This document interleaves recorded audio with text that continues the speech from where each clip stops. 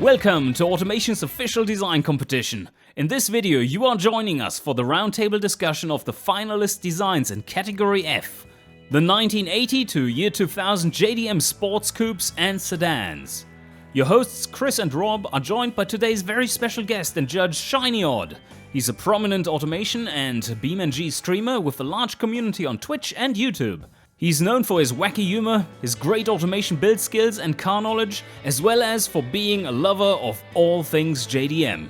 We'll start out by asking our guest judge a few questions first, and then we'll dive into a more in-depth analysis of each finalist in an open roundtable format. I guess we'll start off with the first question is, tell us a little bit about yourself, Shiny. Myself. Well, I sort of started on the internet in 2016, making sort of content on like the likes of Forza and whatnot. And then as that sort of grew on, I got a bit tired of it and moved away into other things. And of course, I grew up sort of interested in car design and whatnot. I wanted to move into that sort of industry. I ended up not really going down that sort of path in terms of qualifications, but it's weirdly I ended up coming full circle into car design anyway when I started making content on automation, albeit not taking the game super seriously, but that's what ended up growing some sort of a following, and that's how I got interested in the game and the community, and started taking part in, well, stuff like this. That's why I'm here today, because I sort of stuck with it and enjoyed the conflict community offered, and of course growing a fan base around playing the game online. Introduced a lot of people into the game around me too, and allowed a lot of new possibilities and whatnot. But essentially, yes, as much as I've been away from YouTube for a little while now, I do plan on returning to that sort of area of the internet, as I've been streaming ever since I took my break, and I haven't really disappeared as such. But when I come back, I'll definitely be tapping more into automation and whatnot as ever, and continuing doing what I've always been doing, I suppose, and that's just trying to get a laugh out of people, and hope I can make myself enough to make a living out of it. I mean, that's what it's all about at the end of the day, in a way. But as long as you're having fun doing so, otherwise there wouldn't be any point. Exactly. I mean, if you can make a living doing something that you enjoy and have fun with, I mean, that's all the the better, goal right? for everybody, isn't it? It really is. So you said you're mostly a streamer on YouTube and Twitch. Indeed, I stream mostly on Twitch, especially nowadays. It's a weekly thing for me, and I found it very fun. Even when YouTube sort of wore out on me a bit and I needed a break, I stuck to Twitch, and it's been there for me the whole time. It's been a very important part of what I do on the internet, really. And for all those who are watching, we will have links to Shiny's Twitch channel in the description in the video below. I guess that kind of leads us to the next question. Is you were talking about how you've always been interested in cars and car design. How did you get interested in that in the first place? Well, I liked cars, and I liked the way they look. So I'm like, okay, well, if I can grow up and I need to get a job, and I'm being told, oh, one day you're going to be a big grown adult and you're going to get a job somewhere, what are you going to do? Well, there's got to be someone sitting behind a desk coming up with every little curve on all those fantastic Italian supercars. Why couldn't that be me? And so that's what I did. I remember distinctly standing up on my final day of school in front of the whole school and saying, "Oh, what's your ambition whenever you grow up once you've left this school?" And I held up a picture of a rendering of a Lamborghini Countach and said, "This will be me someday. I want to design cars." And like I say, of course, I moved away from that sort of direction in terms of qualifications, but weirdly, it all came back to me in the form of automation. So. The world goes around, I suppose, doesn't it? It all comes back to you. But it's always been a passion. And what kind of cars and eras of car design are you most interested in? And what are the reasons that draw you into those? It's interesting, really, because I can appreciate all sorts of eras of car design. There's a lot of different aspects and different unique traits to every single era in design, especially with automobiles. But an era that always grabbed me the most in terms of, I suppose, conceptual design and interesting new and fresh ideas was always the 1980s. As much as everybody can sort of look at 80s cars from a distance and look like, oh, they're all a bit unimaginative, a bit square, a bit boxy, and they're all sort of the same angle, and a lot of them look very similar, which is very much true. But the sort of new technology people were coming up with at the end of the 70s and throwing into these cars was definitely way more advanced than any generation previous to that, where cars were very much fundamentally cars at the end of the day. When we came into the 80s, that's sort of the first time, I think, personally, that we sort of leaped into sort of a more modern age in this design, and it led to a lot more experimentation, and so there's a lot of very unique and interesting cars and new takes on cars that came out of the 1980s, particularly in very advanced places like Japan and Europe. And it led to some fantastically interesting cars that nowadays, some of them don't even get the appreciation that they quite deserve due to sort of being a bit too old to miss the sort of media revolution that we sort of got in the 90s and early 2000s that made cars of those eras a lot more popular. So I always appreciate the slightly more underappreciated. I think there's a lot of hidden gems in that sort of era. As much as a lot of cars are very generic and very samey and uninteresting, there's a lot more very interesting ones that I love finding out about in that sort of era. So I'd have to say, in terms of design and technological design as well, the 1980s has all the goodies that people sometimes miss out on. That's what makes me interested in them. Fantastic. And yeah, I'd absolutely agree that that era of car in the 1980s, there's a huge amount of change that happened, and especially with the advent of computers, not just in absolutely. in the operation. It's the electronic revolution. As much as they were unreliable electronics, no doubt in many cases, it was a big step forward into the modern age. Exactly. And they were not only just using computers in the cars themselves to make them work, but designing them. And that designing them, absolutely, yeah. Big part of it. So with that, tell us a little bit about your car history for those who aren't necessarily familiar with it, because it's pretty interesting from what I've seen. My car history doesn't go back too far because I am a young man who has not had enough years on this earth to have much of a history. But my first car was a, well, it's not your average first car really, but it's the way it worked out. It was a Nissan Skyline R30. And of course, going back to the 80s thing, another car that I got quite interested in around all those other sort of cars from that era, and probably the only affordable Skyline you could still get as far as the time of this recording goes. It's a lesser appreciated one, but there's a lot of new technology and stuff that went into making that car what it was. And of course, there's a lot of very similar cars, even visually similar cars from the age, from competing Japanese manufacturers and from Nissan themselves and other ranges like the Laurels and all sorts of stuff that people like from these eras. But yeah, it's quite an interesting car, and I was sort of chasing one down for a long time. Mostly, I was trying to import one from Australia, but after shooting my shot with a few different ones, I just couldn't quite get anywhere. And then this one popped up in Ireland, and I was thinking, well, that's just a simple drive across the border for me. Pick it up, put it on a trailer, bring it home, and now just needs a bit of work. But it's cool to have, and it was sort of my first. It was the first car that I owned in my name, and it was, you know, if that felt special enough on its own to think, well, I'm not just driving around in a Ford Fiesta. It's something I have a bit of passion for. That's cool, and it's something I can learn on, and I can work on, and I can get me more interested in the sort of topic and more knowledge about the mechanical side. And I think it's a great project, really, for me to just learn from. And obviously, I'm just really happy to have something like that in general. But to take a step out of it's more into the norm, my daily driver is a simple 1.6 BMW E36 compact.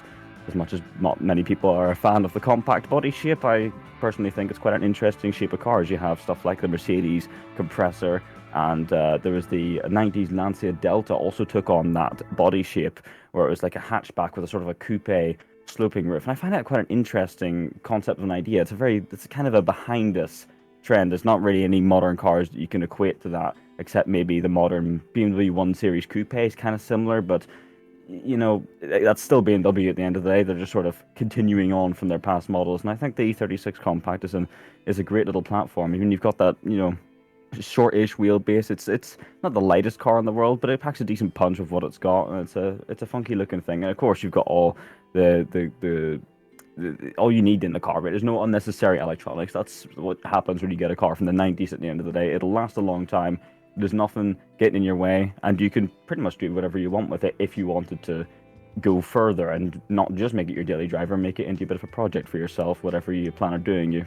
If you're a drifter, if you're more interested in doing track days, it's a great platform to build on. So I think one day it'll serve me more purpose than just driving around on the road. But as far as it's serving me now, it's quite a good little car. Fantastic. And if I might add something to that, I mean, the E36 compact it is kind of blessed with the fact that BMWs they're kind of like Lego cars, in that you can just sort of pick and choose the bits you want off the good ones and throw them all into your really body is. style of choice, which is pretty cool.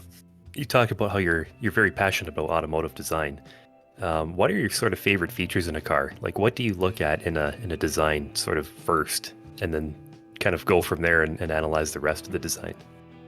Well, when you gave me the early brief to see what questions I'd be asked, that was the one I was most stumped by. I'm like, "Look, what is it actually that I like the most about car design in the specific?" I would say definitely whenever I'm first looking at a car and understanding if I enjoy aspects of the design and whatnot, there are two main areas I sort of go towards. Of course, there's the overall look of the car when you're looking at it. Just from the side, just dead on looking at it, do I like the sort of proportions going on here? That's obviously a very important thing, but there's many different body styles that carry different proportions, and some of them work with some of them work with others. But some are a bit more experimental, but more generic in others. There's a big range, and I can like sort of all sorts of variety in that, but there's always one thing that stays consistent, and that's when you sit down, look in front of you, what's that dashboard look like, what do the door cards look like, because at the end of the day, you're spending most of your time in the car, and interior design doesn't have to be nice and fancy, it doesn't have to be super impressive and experimental, but it just has to be pleasant, and I will always remember a car if it's got a good standout interior to me, because you look at some of those 90s sports cars, like I always think, there's some fantastic things out there that I'd love to own someday. Something like a Mitsubishi GTO or a 3000 GT, is that what they call it? Whatever it is. That car, love the look of it, love everything. You sit inside and I hate the steering wheel. I hate the dashboard. I think it's all just blobby and I don't even know. It's all just, it's so plastic that it looks plastic.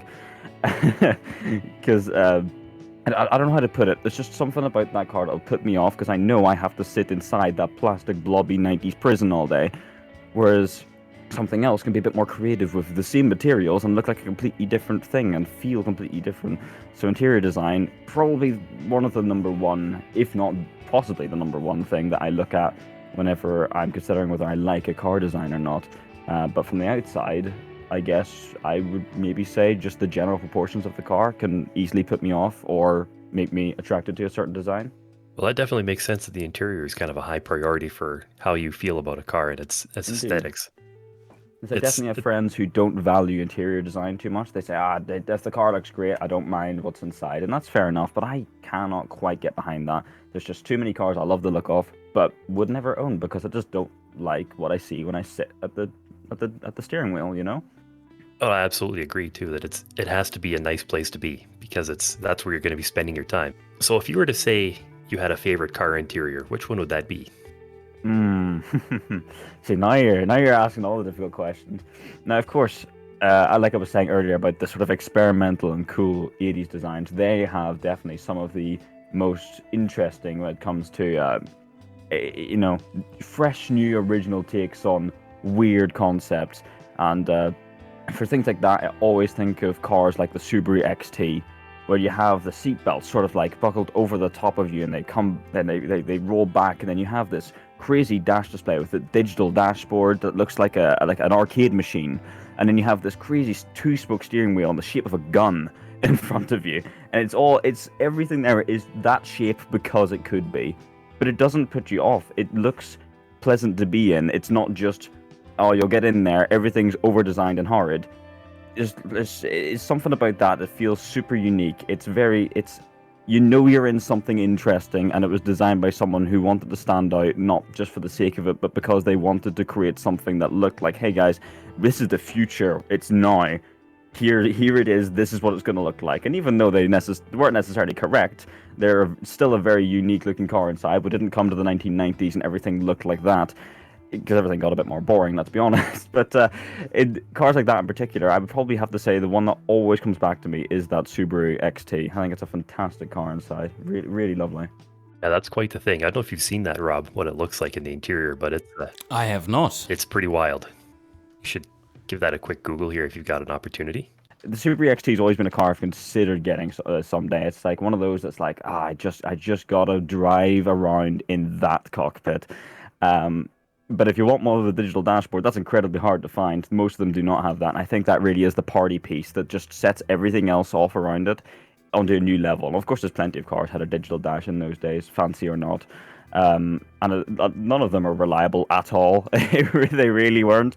It wasn't the best invention in the world, but of course, digital dashboards are only really making a return nowadays in a more reliable form in modern car design, because that's the way everything's going. So to think we were doing that in the middle of the 80s in even some cheaper budget spec cars is really wild to think, actually. Oh, wow. Okay, I see exactly how your just description turned into reality opening this picture. This is good stuff, mate. The Starship Enterprise, but in the form of a little two-seat coupe from Subaru. Absolutely. It's a funky looking car too. So you're looking out on the outside and you get inside and it looks just like it does on the outside. It's different, but it's sensible enough to be believable. And that's why it's not a concept car. It's a real car. You can purchase it and it looks like that, and you can drive to work in it. It's great. It's a fantastic car. And you can play test drive at the same time, can't you? The display. I would probably awesome. crash it, because I'd be driving along looking at the dash display, seeing the little car moving around, pressing the button to disengage and engage the four-wheel drive, and seeing it all link up on the screen. Oh my god. It's too satisfying for me. Something like that. It's a distraction. It should be banned from the roads. Talking a little bit about how digital dashes and all of that have made a comeback, do you think that's kind of the next big trend in automotive design? And if it isn't, then what do you think it might be? Oh, that's difficult.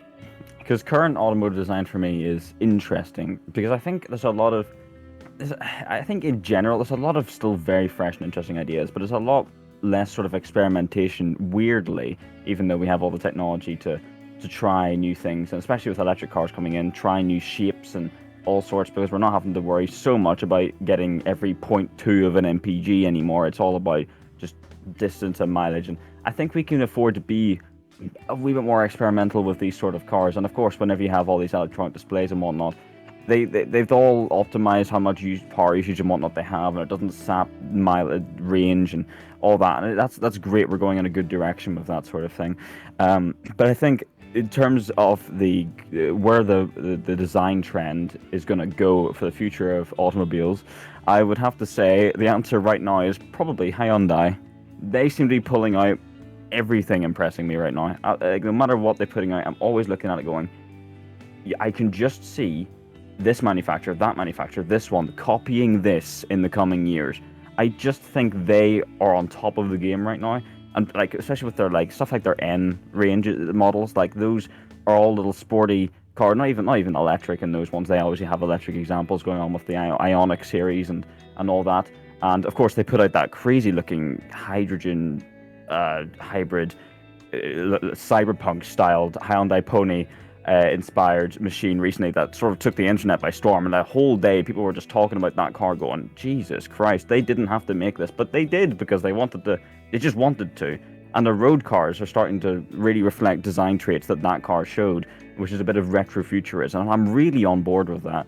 So I think Hyundai really are leading the game in terms of modern design currently. They're definitely my favorite modern designs on the market right now, whereas I think brands like BMW are sort of taking the step back a bit. I think they're going the wrong direction with their experimentation, but I think that's their whole publicity stunt in a way. So whatever they're doing, I don't know, but I like that Hyundai are just making good looking cars currently. That's sort of my take, and I think the future is going to be more people sort of going, the Koreans are getting this right. I think we're going to start doing what they're doing.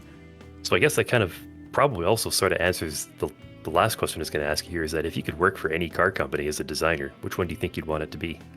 That's funny actually, because I had this discussion with a friend the other day in preparation for this question, because I was thinking what actually would be my answer, because when I was a kid I was thinking Porsche, Lamborghini, Ferrari, whatever it could be, a nice place to live, good country, and a good paycheck with some very cool cars. But then I thought, would I go to BMW and try and fix some of the areas that I don't like if I could somehow persuade that? Or would I go for somewhere that I already like Hyundai?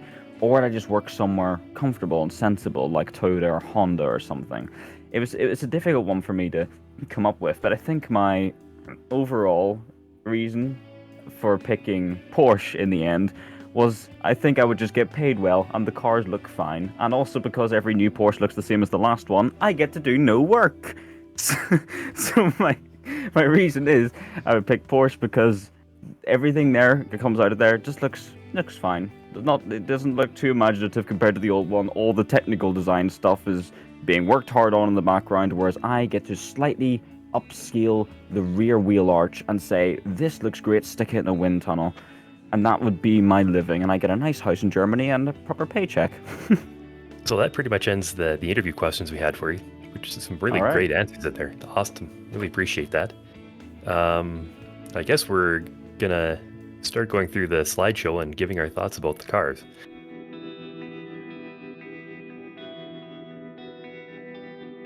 Well, right away, looking at the front here, it is quite a striking sight to see, isn't it? It's quite aggressive looking. It looks angry, is what it is. It looks like I've pissed it off somehow. Am I allowed to say that? But it's a great striking color. It stands out from the background definitely here, and you can see the light hitting it, and it's a nice sort of, it's one of those colors that the light hits it right, and it's a nice choice. And there's plenty of cars from this sort of era utilize a color like that, and they're very popular for that reason. So I think it's a good color choice right away. I'll definitely say that, with the angry eyes as well. And I agree. The front definitely is something that seems extremely thematic for the era and for the kind of car that we're looking for here. And I instantly got Subaru vibes from that, with the hood scoop, of course, and so on. But then this quarter view, I was just, okay, something has gone missing here. From the side, the car to me looks rather meek. Yeah, I agree. I mean, I look at the side of the car, and in comparison to the front, which is really quite nicely done, but especially the rear, which is really quite striking, it just feels like that's not really tied together very well along the side. Like your eye is drawn right to the front, and then as your eye moves to the back, it just kind of, there's nothing to track it to the back of the car, and it just kind of wanders. And you kind of lose focus on the car a little bit, I find. I must say I had a very similar observation. I saw the front first, thought it was a good amount of weight here. It's not over-designed. It's exactly what you need. The back end, love those taillights. They're so well made. I think it's fantastic on that end. Spoiler, if that sloping roof or boot line, looking fantastic. Love it. But there's a little bit of missing weight on the side. There's no trim, there's no sort of molding in the side of the bumper shapes or anything like that. It just sort of leads into a flat side. I mean, there's the side skirt, I'll give them that, that's good. But there's just something missing. You have that little lonely indicator on a stray behind the wheel arch, and there's nothing really behind that than the door handle, which is to be expected. I feel like it just needs, like, you have all that weight on the roof, especially because you've got the scoop on the front, and then you have the sunroof, a roof spoiler, and a spoiler on the back. The whole top is covered, the front's covered, back's covered, side lacking maybe a little bit of imagination just. And I would add to that I think you're right about that. It comes to mind now that, yes, the roof and the lower lip on the side, they are framing the car nicely, but then it's an empty canvas. Absolutely. Even something very simple, like just a very subtle side molding, sort of right along about the level where that lonely little indicator is just a little bit of interest to draw your eye, front to back and back to front. It would have made such a difference. Plus, add just a little bit of badge or something as well on top of that extra molding, and I think you have a winner there. I mean, or well, maybe not winning the competition, but rather a really solid design. That it seems like it's missing a support beam between the two strong things. I agree. Yeah, especially sort of between that front and rear bumper line where that sort of connects to the body. A little bit of trim along the side at the same height would definitely tie that all together quite nicely.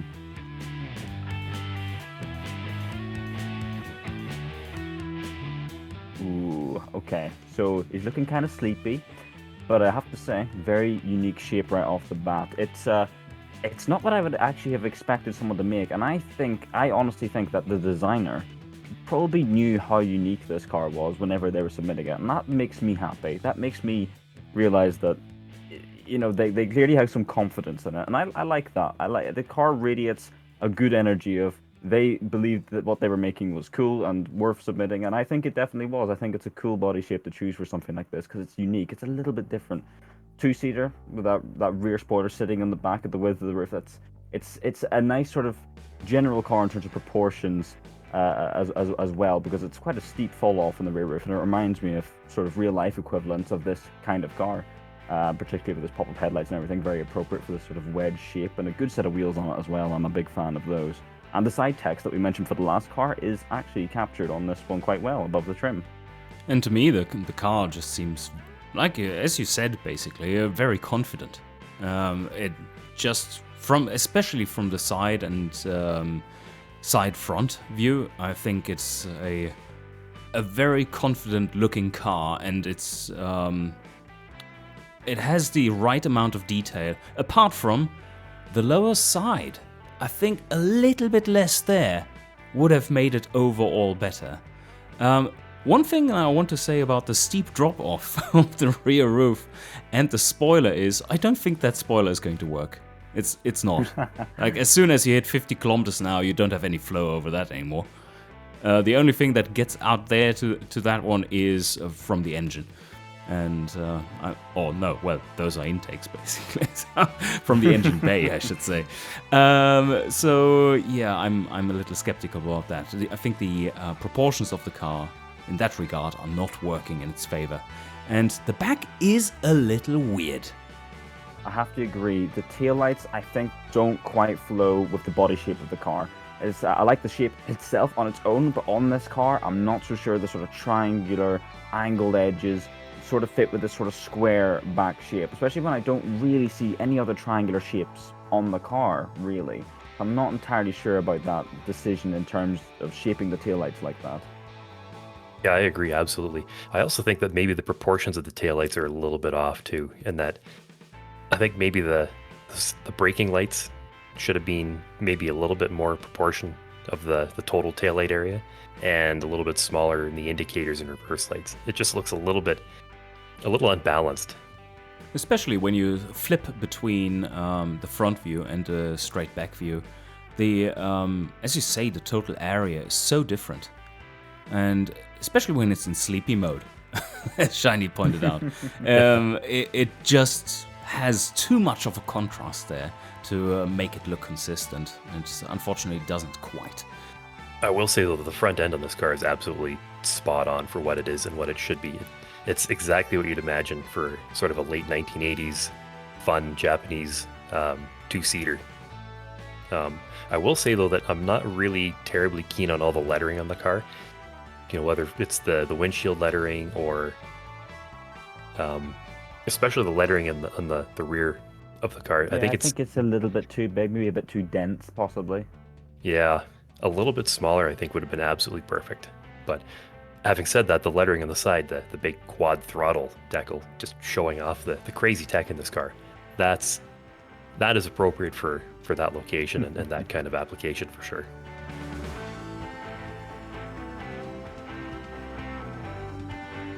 Ooh, now this one was strong. This one stood out to me immediately because I love these sort of builds. The ones where you just take a ton of fixtures and you try and make it not just look like a load of fixtures clumped on a car. You make a shape out of it that's a little bit different than what the default body offers you in game, and I think they definitely did that here. I will say the arches maybe a little strong, but that's fine. I'll take that. As well as a little other nitpicks, such as the taillights. I think they drag along the side a little bit too much. They look a little bit too big, especially from this rear quarter angle.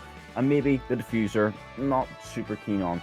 But those are little things in comparison to the work that he's done for the trim and the body, the bumper shaping with the lips and all of that. And especially those headlights, the way even they've made sure that the bonnet lines come down and swoop around the top of them. And you could possibly shift the indicator over a little bit is what I was going to say about it, so they meet up and then maybe make it a little less wide over the side of the car.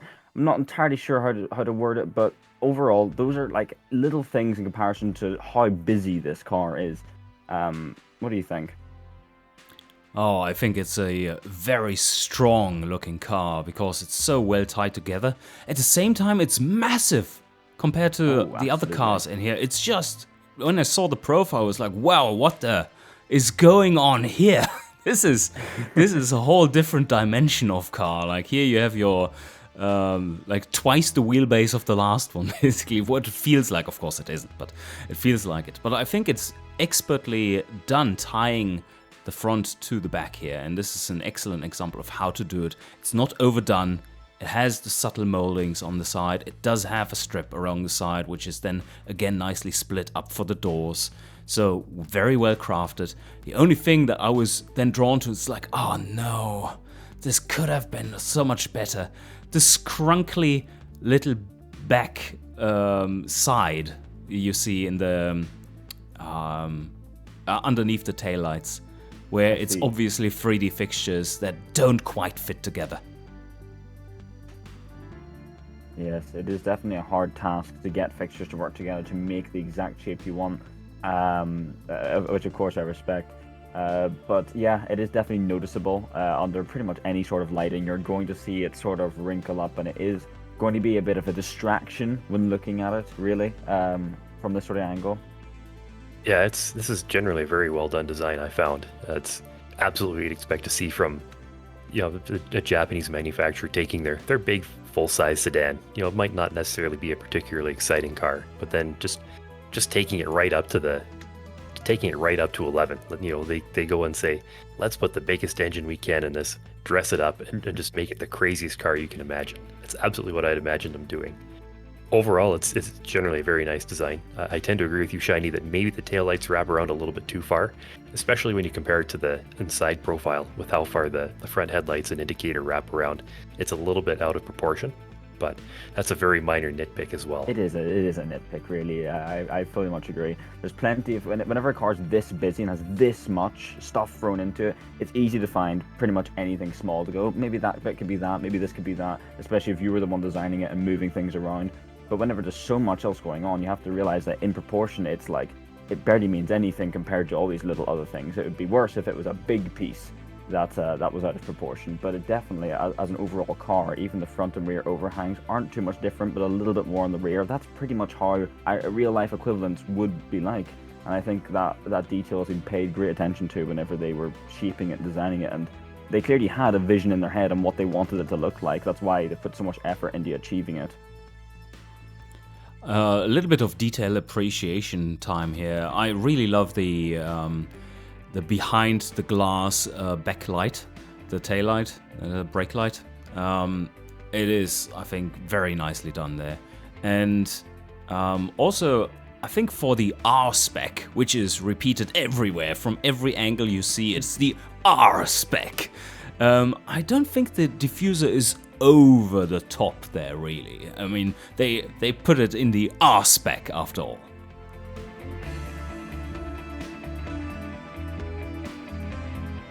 This one stood out to me a lot because I looked at it and went, no way they're using that body.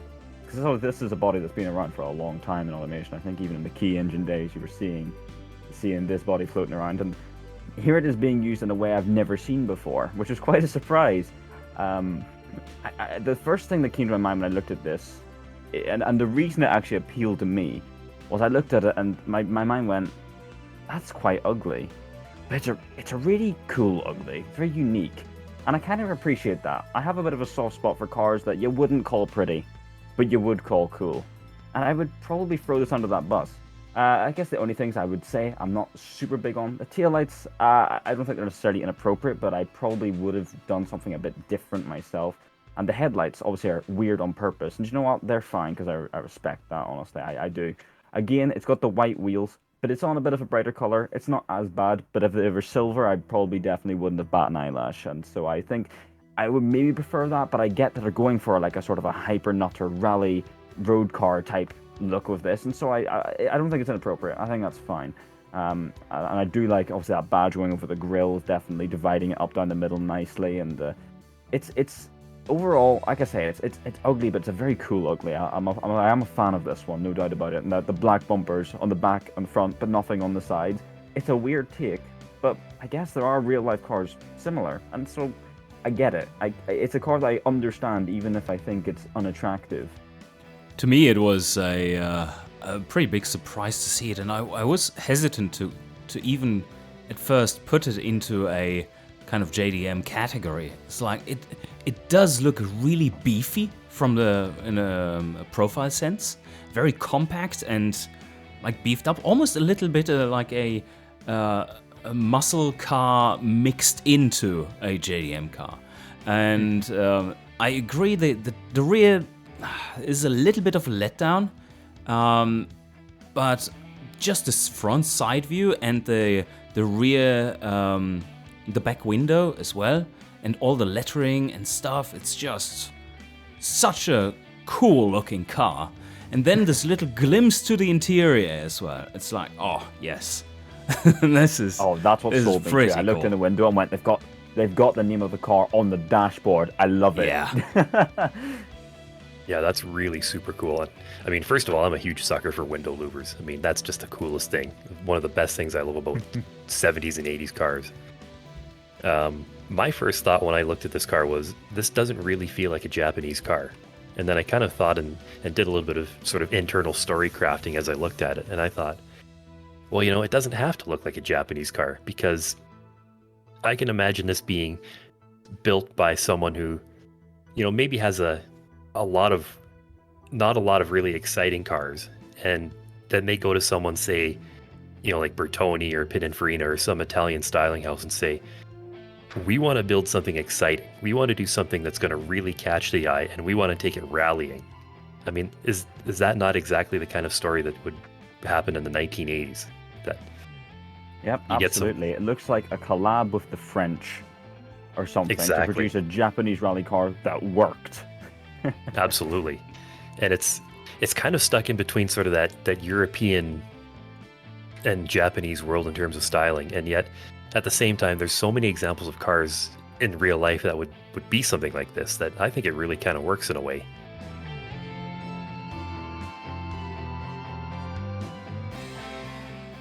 This one, I have to give a personal award for possibly the most believable as a design.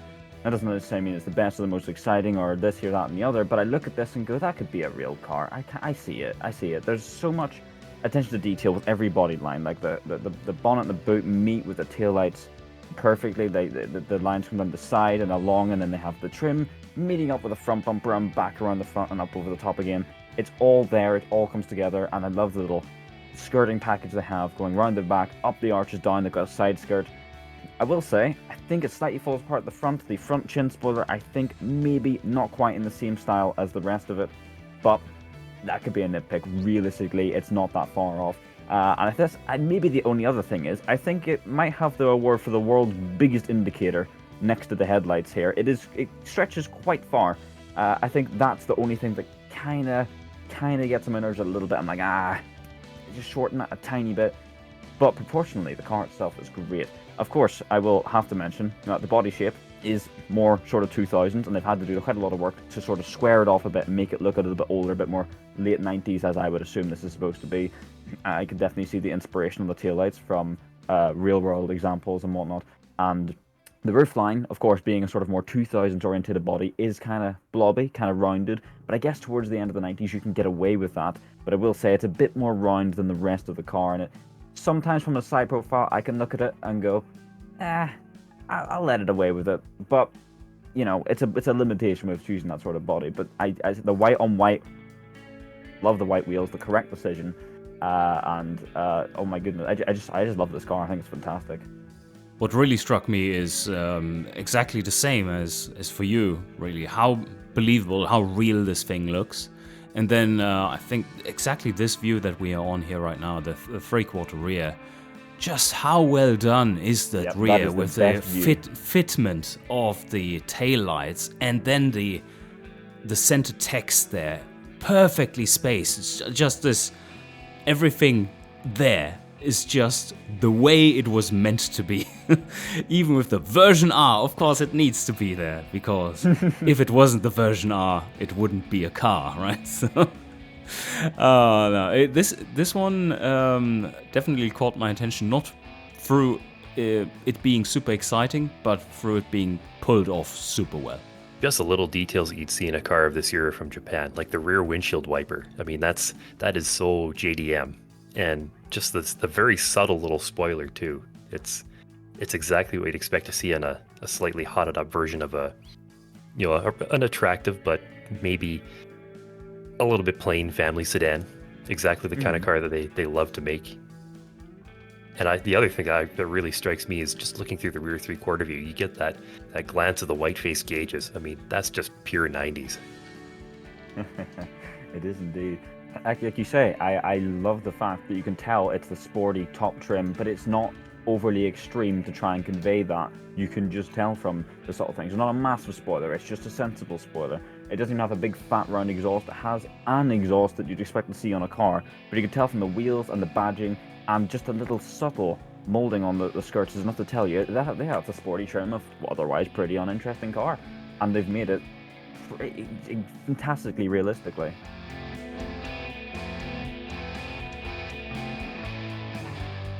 This one, he looks very happy. He's happy to be here, isn't he? And I'm happy to see it too, because I absolutely love this thing. Very similar to Finalist 2, but done in a very refined and more rounded style.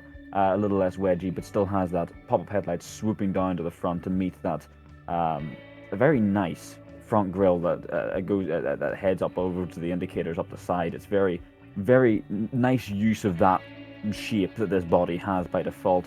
Of course, putting the trim on top of the bumpers as well, just fleshing them out a little bit too, and a little bit of a side skirt just to tie into the little bit of a lip that the front bumper has. It all, you could tell they sort of just saw the design and wrapped it around like a Christmas wrap, like wrapping a Christmas present. Really, that's what it's like. They have the side text, that's that checked off the box. The tail lights, nice and simple for a nice and simple car. I think that's perfectly okay. Little tiny exhaust for the little tiny engine stuffed in the back of that car. And if you look at the front sort of quarter view, look at the seats inside, you can tell they've put effort into making those unique, very sporty little lightweight car seats.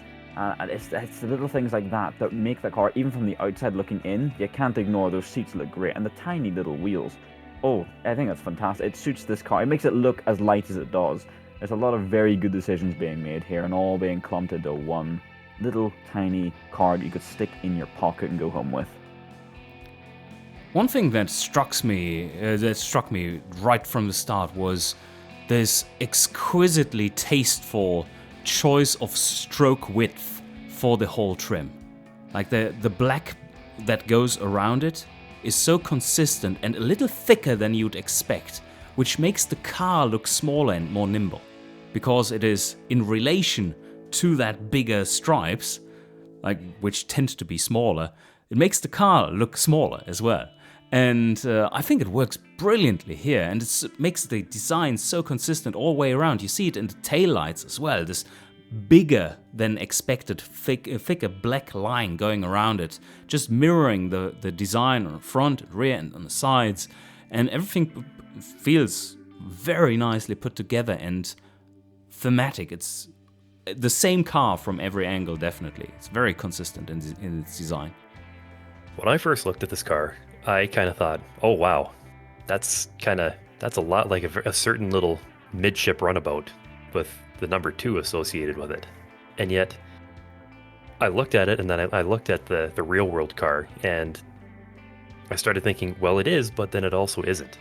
You know, they've taken the idea and the concept, and they've really made it their own. So it does share some similarities with the real world car that we won't mention its name, but everybody knows its shape and everybody knows how it looks. But this has taken it and really made it their own, and really done so in a nice way, in a nice harmonious way too.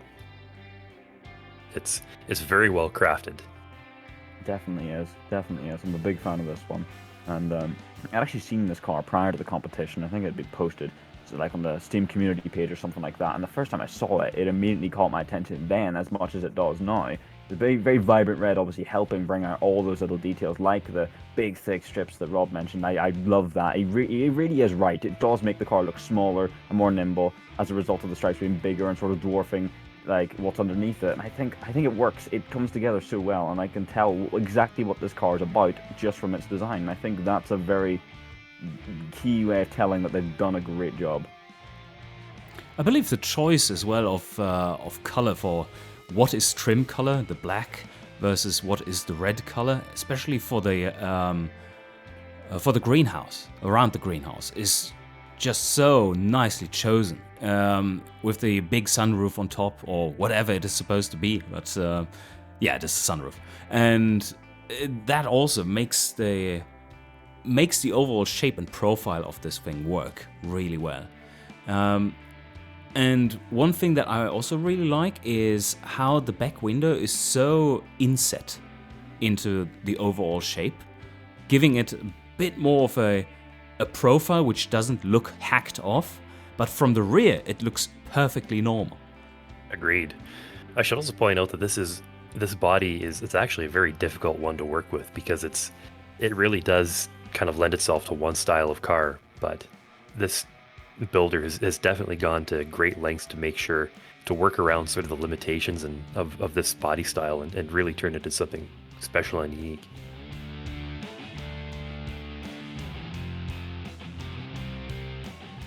This one stood out to me because it sort of didn't, and I'll explain why. Now, I think the car itself is rather appropriate for the prompt of making a Japanese sports coupe. There's no denying that it's a very sports car shape, definitely, and undeniably Japanese. We know what this sort of body shape references in real life, and what they've done in automation here to try and capture that same energy. It works. It pulls it off. Although I will say, it is definitely rather simplistic, because the only detail you have on the side really is that vent, which I think they've made rather well. Aside from that, however, there is not much else going on than an indicator behind the rear arch. But if we go to the back, the taillight shape is... I like the style, but I don't think it flows with the shape of the car, is the only thing I will say. The diffuser's cool, and the exhausts are cool, and a little sort of... I don't even know what you would call that. The sort of dam above the diffuser that has the number plate in it, that sort of bit, that looks great. I know exactly what they're sort of referencing as a real-life equivalent, and I see where they've got that idea from, and I think it works. But I have to say, once again, obviously there's nothing going on the roof either, really. It has a tiny little lip spoiler, and the front end, I'm not entirely sure about this, but does it have 4 indicators? Because I think it does. I think there's 4 orange lights in the front. I'm not entirely sure if there's anything quite like that as an equivalent in real life. I just think it's an idea they had to enter this competition with the sports car, and they did, but it is done in quite a simplistic manner, and perhaps maybe too simplistic in some areas. What do you think? To me, it was a little bit too close to the original. That is obviously inspiring it, and I was like instantly like, let me just put that up for reference, and I was like, yeah, the placement of the fixtures and stuff, especially on the front, was very similar, and that of course instantly is a bit of a hit on the creativity side there. It's definitely a good looking car overall, but it's not more than that. It doesn't, in this harsh competition, from what we've seen, and rather unique takes already with the finalists we've looked at. This one doesn't manage to stand out enough, and I fully agree with the sides are, well, they don't have much going on with them. Just adding a little bit of your own, a little bit more of your own to it, maybe making the lines a little stronger here and there, would already go a long way in changing the character of the inspiration so much that we would say, oh yeah, okay, this is a whole different thing now. Yeah, I tend to agree. Like, this is a car that when you look at it initially and just take it as a whole, it generally works. And a lot of that is down to the shape of it, but when you actually start looking into some of the details, like the little vents beneath the indicators in the front, or the NACA ducts in the top hood, things just kind of start falling apart. And then my thought is, when you get to the rear taillights, it's like, it feels like somebody had like 10 minutes left before the submission deadline, and it's like, oh my goodness, I have to do something, and they just slap something together, and it doesn't make sense compared to the rest of the car. Another observation I might make is, I'm really not a fan of the wheels. I mean, that's just a personal preference. I've really never really liked this style of wheel, and I don't think it's very appropriate on a car like this. There are some cool details though. I really do like the 2 struts on the mirrors. That's kind of a neat feature.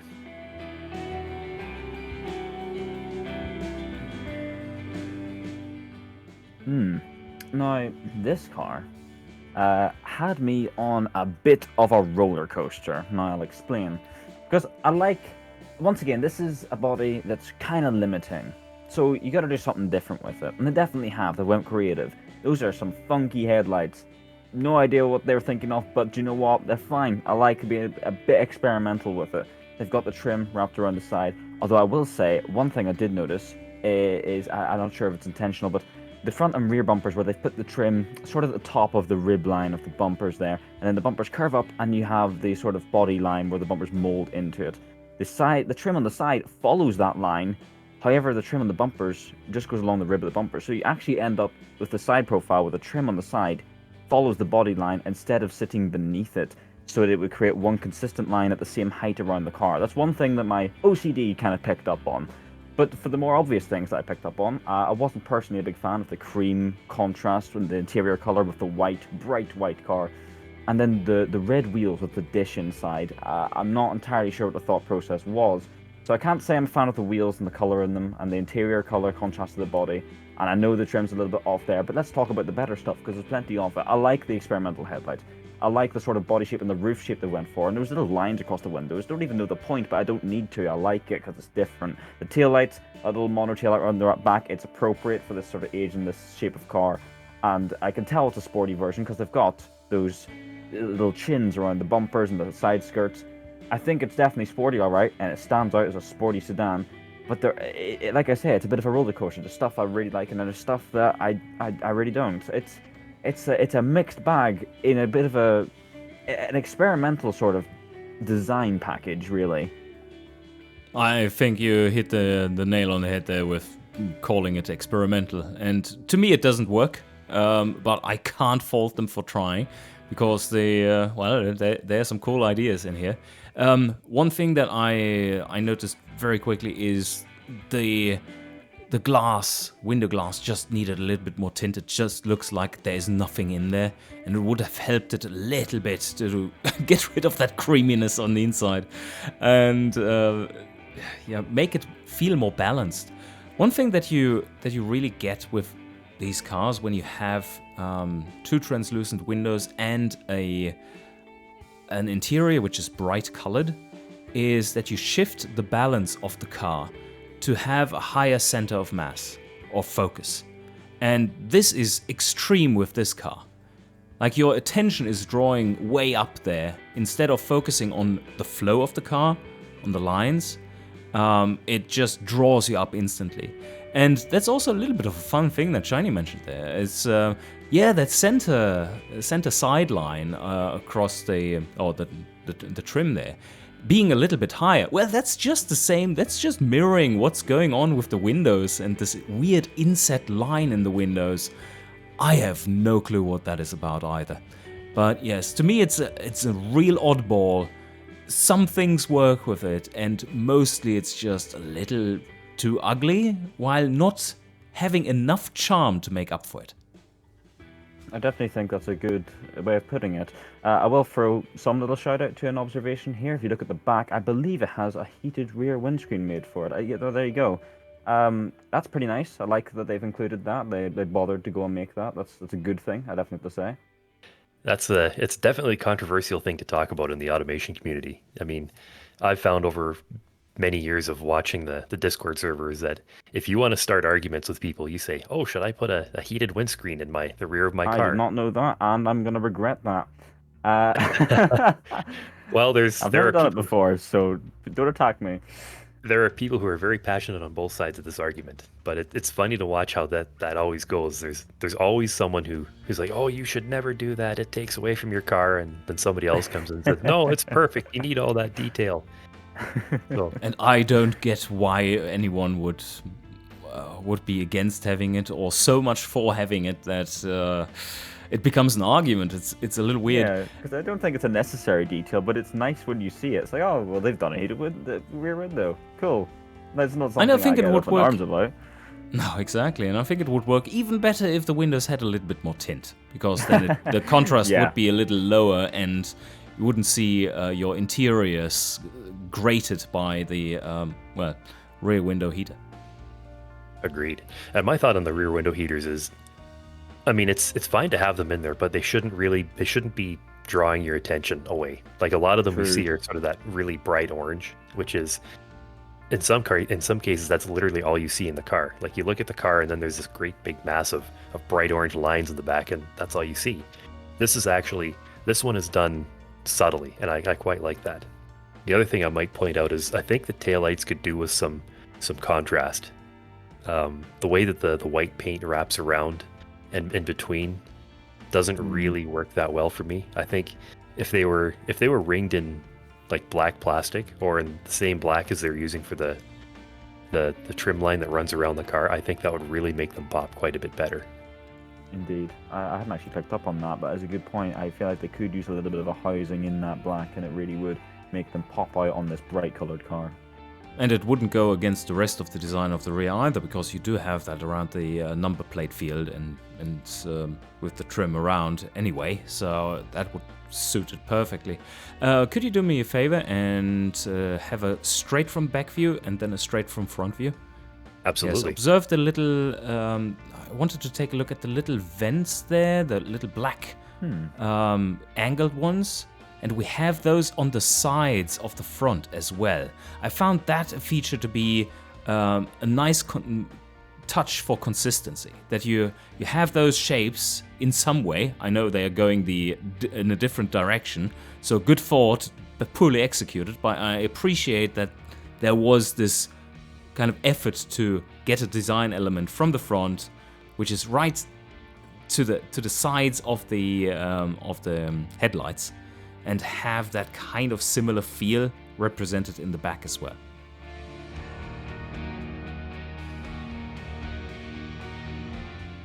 Now this is another car that's happy to see you, perhaps a little bit more surprised than previous ones by the looks of that face. Now immediately the first thing you see looking at the front is those are very unique sort of pop-up shapes. The way obviously when they're popped up they just look square, but you can see sort of from the shape of the lid of the pop-up, so they come down into a very angular shape. It's a strange one for sure, but you can definitely see the amount of moulding that's went into the bottom of the side to the back, the wheel arch there. You can see the way it sort of pops out. They definitely cared to shape this car a little bit, although I will say if you go to the side profile, there's one thing about the side that I looked at and immediately sort of, well actually two things, but one thing made me laugh. I looked at it and thought, oh, I get what this is after. I get what real life cars like this look like. And then I saw the shape of the rear window all being glass, and I just thought it was funny because it looks so bulbous. That's the word I'm going to use. It's an obese rear window, really. It's very blobby. I thought it was quite funny. It's a limitation of the body, of course. I'm not going to dig them for that. However, I will say the front end does seem to slope away maybe a little bit too much, because you can see from the side profile where those pop-ups are, the top of the pop-ups barely meet the top of where the bonnet meets the windscreen. I definitely think they're very far down. I'm not maybe super keen on it. I think the front is very short and slopes down a little bit too quickly, and the pop-ups end up being very low down in the car as a result.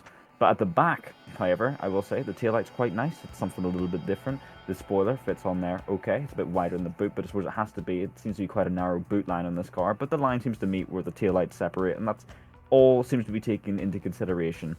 I think I will, as much as I'm complimenting it this much, I will say on a final note about it though, it is very similar, not necessarily at the back, but sort of in general shape and really the front, to a certain rotary powered real life counterpart that I cannot name, but you know the name of it. It is remarkably similar, especially the position of those indicators. Aha, so there is a real-life counterpart, yes. I expected as much, almost. Yes, what came to mind first was this really looks like an American take on the theme. Is that something that seems like an odd statement to you? Or I will reciprocate that statement for the next finalist whenever we get there, but for this one, maybe not so much. Entirely. Okay. But the shape of the pop-ups, I will say, I don't necessarily disagree on, because as much as I can't name the car, there's very much an American car I have in mind whenever I see that shape of pop-up headlight.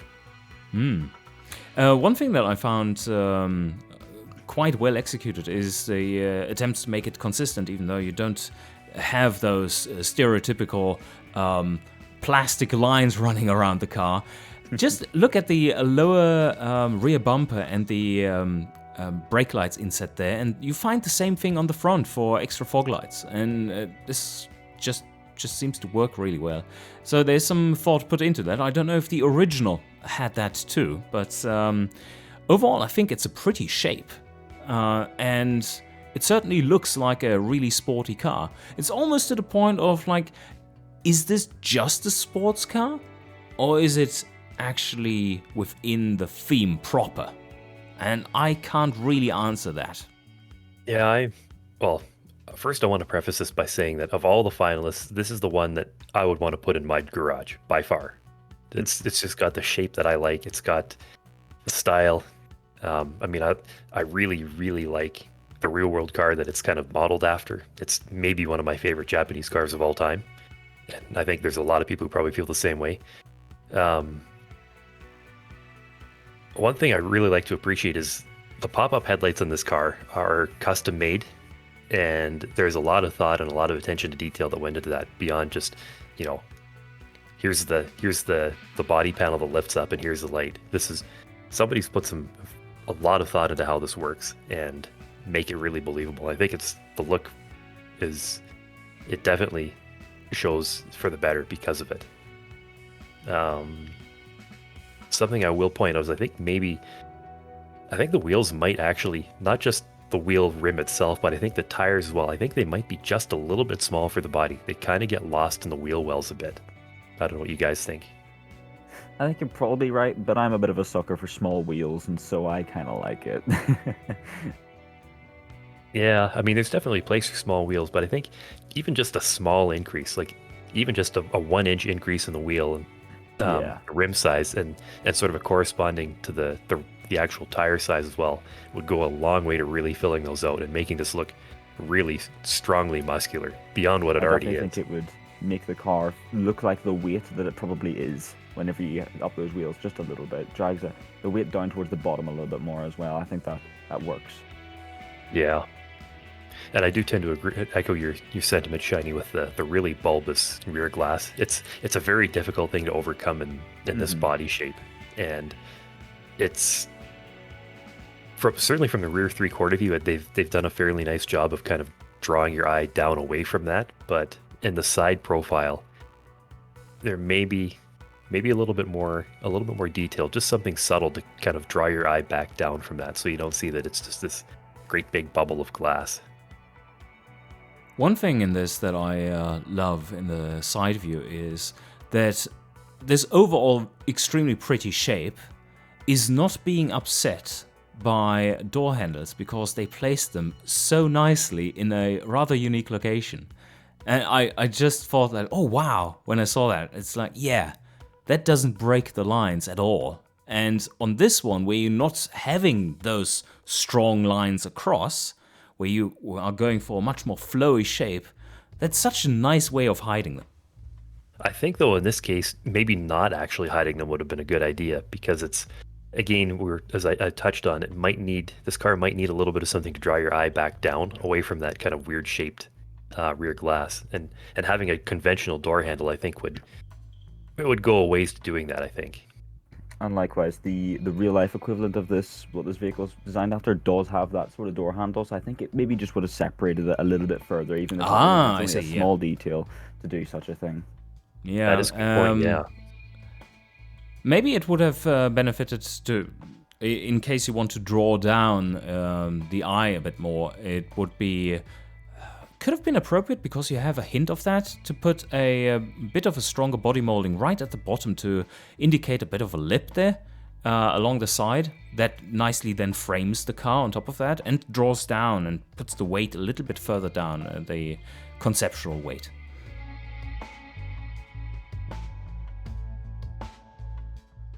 And it's red again. This car is fascinating to me.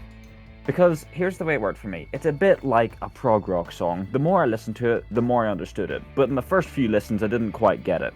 This car, I had to sort of, I looked at it, I made my first impressions and went, I prefer the last one. But you know what? I looked at it longer, and I kept looking at it while I was making decisions about it, while I was judging it, while I was writing down my notes and everything, and I went, do you know what? There's actually more about it that I like than I thought originally. Well, first of all, I'll start with the bonnet. I love those vents. I know there's some real-world car that has vents like that. I can't remember which one. But I know it sort of exists out there, and I love that they've used it. And also that headlight shape, very similar to a certain Korean coupe. that I quite like, and I love this sort of weird indented vent shape on the front, where they have all these little smaller vents next to the big ones, and it's all one big mouth without being open in a way. It's quite over the top, but I really like the way they executed it, so I actually can't dig them for it. I have to say I'm a fan. Although, I will say, those same vents being repeated down the side of the car, in front of the front arch and the front of the rear arch, as much as it's consistency, I think maybe that's when it becomes a little bit too much. I think a different type of detail to put some weight on the sides would have been better, but I'm not going to dig it too hard. It is consistent, I can at least give it that. But now we come to the back, and that's where I unfortunately have a few more criticisms. The taillights, I'm afraid, just don't work for me. And the spoiler, I don't know. I just don't dig it. I just don't dig the spoiler or the taillights. I like the bit between them. I like what's going down at the bottom. They have a very similar sort of number plate holder shape than what that N is. I nearly said the word. Contestant number, whatever it was earlier, with a certain mid-engine style. Mid-engine. That could describe it like 3 different things. It was red. Oh no, that's half the competition. Anyway, similar to your previous contestant, you'll know which one. But also the bulbous rear window that this body shape has been masked a little bit by some nice dark pillars. I like what they've done there. I think that's a good way of doing it. But again, I have to say the taillights and the spoiler are my downfall. So what do you guys think? This one was a little bit of a tough one for me. With all the other competitors that we've already seen, at first glance, this didn't seem to grab me at all. What I really like, though, is this hint of the car becoming smaller towards the middle and then going back out again. It gives it a really dynamic feel. Like when you're seeing it from the front 3/4, you get that impression that there's really some movement in the car shape, and I think that makes it look quite a bit faster than if it was just straight on. And overall, it's such a well-proportioned car. But I'm not necessarily a fan of the shapes in the front and, well, obviously not in the rear and its taillights. I fully agree with Shiny's opinion there that they seem misplaced in terms of design. But overall, it seems super solid, and I love the top part of the car, but it just doesn't keep my attention. Yeah, I tend to agree that it does feel like there's something a little bit off about this. Some of the problem, I think, is this car is actually quite large, and when I look at it from the side profile, it feels like there's not really a whole lot going on between the front and the back, and there should be, like, we have the 330 GX badge on the front fender, but after that, there's really nothing going on until you get past the rear, the rear of the door opening. So I think there needs to be something to tie the car together a little bit more effectively front to back. I will agree with Shiny's thoughts on the vents on the side. I think even if they just turned the vents around and had them behind the rear, the wheel arches instead of in front, I think that would go a long way to making them look a little bit better. And that might actually even remedy some of the very barren sort of side and rear. It sort of spaces the weight of the design out when it shifts it a little bit back where there isn't as much design, whereas the front's obviously already very busy. Exactly. I really do like, as you mentioned, the subtle hint of the black in the rear sort of C-pillar area. That's really very nice. Oh my god, they have a heated rear windscreen. Yeah. I've just seen it. This is done really well, though. Like, it almost completely disappears, but it's just there enough that you notice it, which is, that's the way you want to do it. That's perfect. Yeah. I like that. One thing that I really am wondering about, and I need to ask you, this seems so off that I wonder if this is just something that accidentally got left on the car. Could you go to the front or front 3/4 view? What are those round vents doing on top of the hood?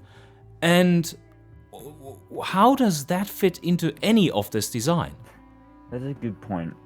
Because I like them on their own. I think it's an interesting shape. But you're right. There isn't much else on the car in that way. I mean, they're rounded. It's a very round car, yes. But the slotted vents are very different than all the other vents on the car, aren't they? They're more spaced out and they're bigger and chunkier.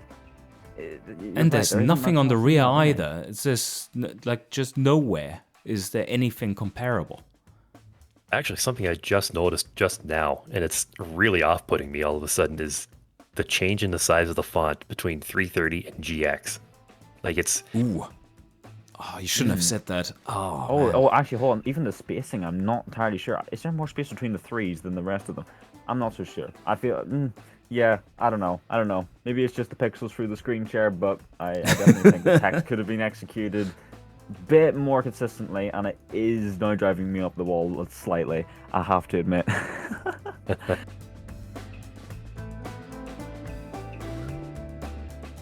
Now, this one is... It's interesting in how uninteresting it is. That sounds rude, but let me explain. Because this is, obviously, it's a sporty sedan and coupe, a Japanese competition for 1980s or 2000, and this very much fits in the time period, but is it sporty? Well, let's go through what about it is sporty. Well, there's no vents and stuff on the hood. I don't really see any bumper lips and whatnot. I mean, it's a naturally molded one there, but no real sort of sporty skirts. If we go around to the back, and we can see the exhaust. Pretty normal sized exhaust too. There's even the chrome trim around it, as if it was sort of like a luxury coupe, high tier, sort of like expensive, top of the range. Here's your nice comfy seats, drive to work in your big engine coupe.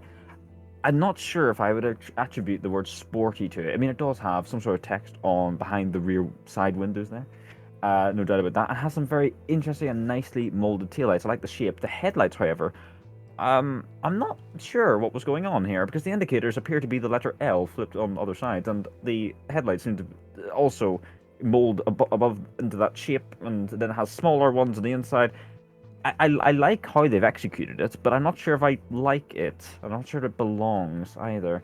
Of course, I do like the color. It's a lovely color, and I like that they left the wheel silver, and the cream interior on this isn't obnoxious. It's nice, and so the color contrast, everything, I think, works great, but design, I don't think there's enough of it, and what is there is interesting, but perhaps, may I say, inappropriate.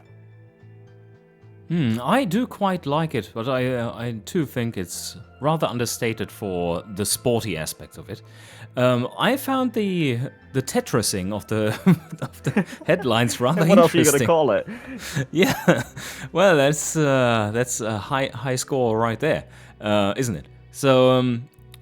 No, but one thing that I want to point out is I found beautiful the combination of the lighter grey shades of the trim, and then the darker ones for the back of the rear side window. That to me is quite tasteful, especially from this pure side view. I think this is just looking rather beautiful, and it matches the lower trim, which from the side is, well, it's all a little bit brighter than those top greenhouse colors. But what you do get is this very consistent look all around, because you do see a little bit of that trim from every side. And those taillights, I think they are slightly oversized, but I love their design. Yeah, I agree about the taillights. They are probably a bit oversized, but their design is very nice. One thing I'm going to point out, though, and this is something that once I saw it, I really couldn't unsee it, was the level of the trim line that runs around the car from front to back. I was going to mention that too. It's kind of similar to what we saw earlier. It is a little bit high in the middle compared to what's on the bumpers. Because, again, I think it's the same sort of easy to make mistake where the trim follows the rib on the top of the bumpers, but when you get to the side, that's no longer there, and so they put it underneath the body line, whereas in reality, if you take a step back, it is a bit lower down. Yep. I would have, in a case like this, what you probably should do is just ignore the body line and have it go at the same height all the way around the car, because your eye is drawn as much by the trim line as it is by the body line. And if one of them's kind of like, it takes a step when you go from the bumper to the body, and then from the body to the bumper again at the other end of the car, it doesn't really make for a nice harmonious look around the car. It's kind of a serious miscue, I think, in this case. One thing that would that shifting of that center line would allow you to do is have nicely framed big text in there, which tells you all about the technical features. It's like writing on lines then, and that 16 would valve just be dual overhead cam. exactly fill that Turbo. door, mate. Exactly. I definitely think it would give some weight to the side because I know it's a very simple car and I know exactly what they're going for here. But even something like that just adds something there, even if it's not an explicit design detail. It's a decal, and I think that's enough really for just something. And I think honestly, I know they probably thought, oh, I'm not going overly sporty, so I'm not going to fill the hood with vents and whatnot. And I'm not saying they should, but I think there has to be some sort of lines on it or something to come down and meet the headlights where the grille is, or something like that, because it really is a bit of an ocean there to void, really. There's not a lot of excitement in that bonnet shape, whereas down the side you have the flared arches and the body lines. Over the top, there's really not much. And that's a great observation, Shiny. I was actually going to bring that up myself. Is that I was going to pose a question to both you and Rob. What do you think they should do on the hood? Because it really does feel very empty. Like, even if it's just even if you look at it from a production perspective, having a big metal panel like that with really nothing to reinforce it, that's going to make an awful lot of noise in the cabin, because it's going to be like a big drum. So if you go to the straight front view, I think this is becoming even more apparent there, because you really just see this big flat surface. And I think my answer would be, you see the central grille, and from there, where it meets the headlights, draw lines slightly flaring out towards like a 10-degree out towards the bonnet. Yeah. Exactly. Yeah, that would be perfect. That would do the trick. And just a subtle stamping in the metal would be perfect. Oh, yes.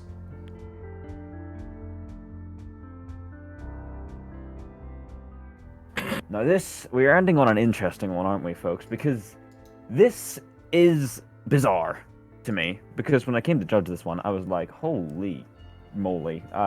Had to take a minute, because it is fantastically simple. It's unbelievably simple.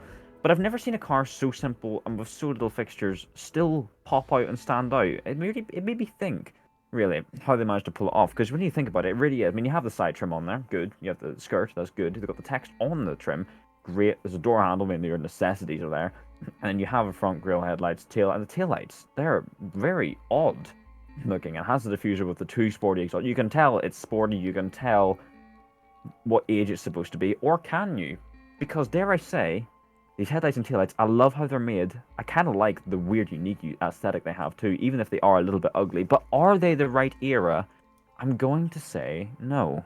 I'm going to say they don't belong in the age of their design.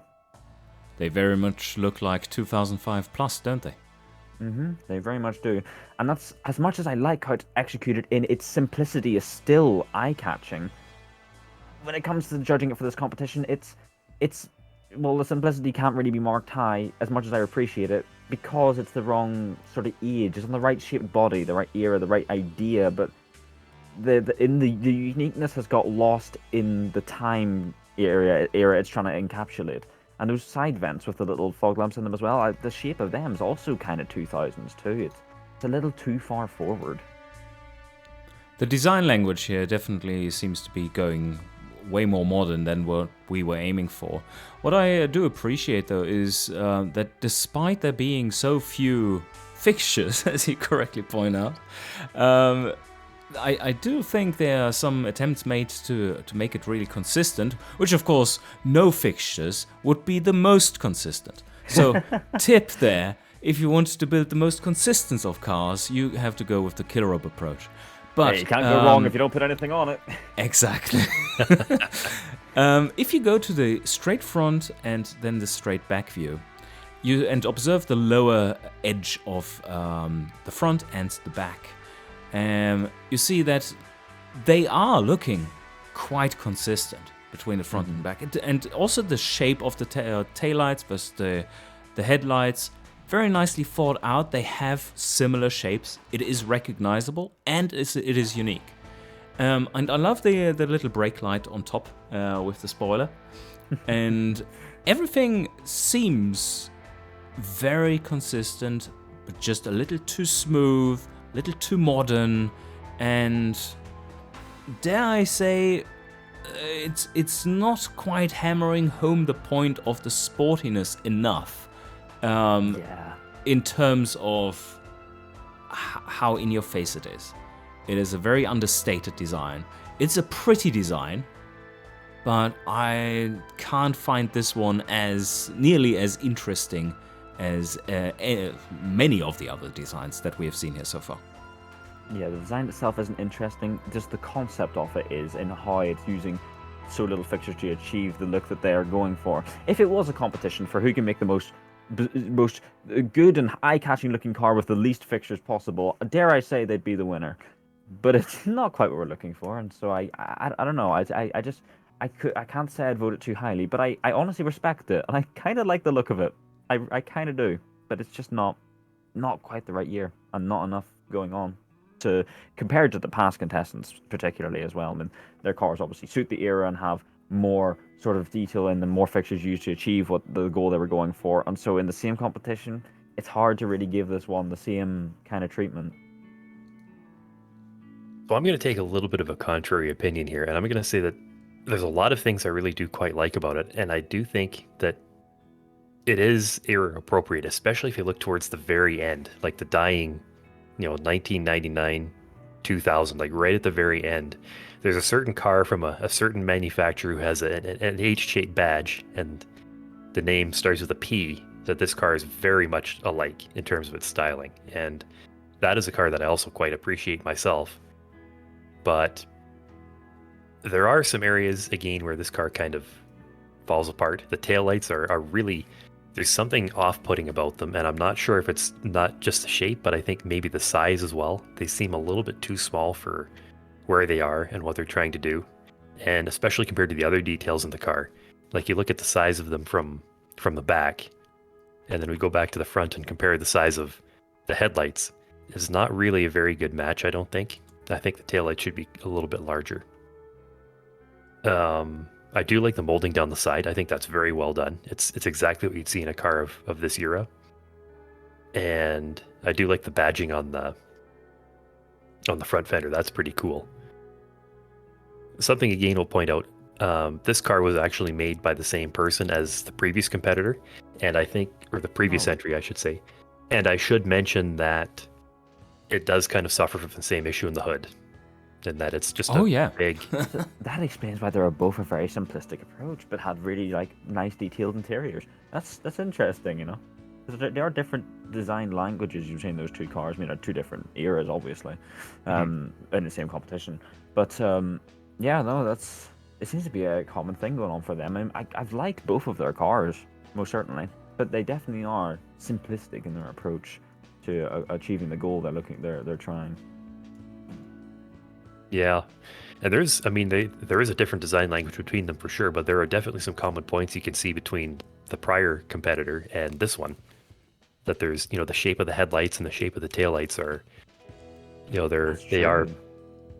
there is a common thread that goes between them. It's almost as if the prior competitor was, this car, but a couple generations, maybe 3 generations prior.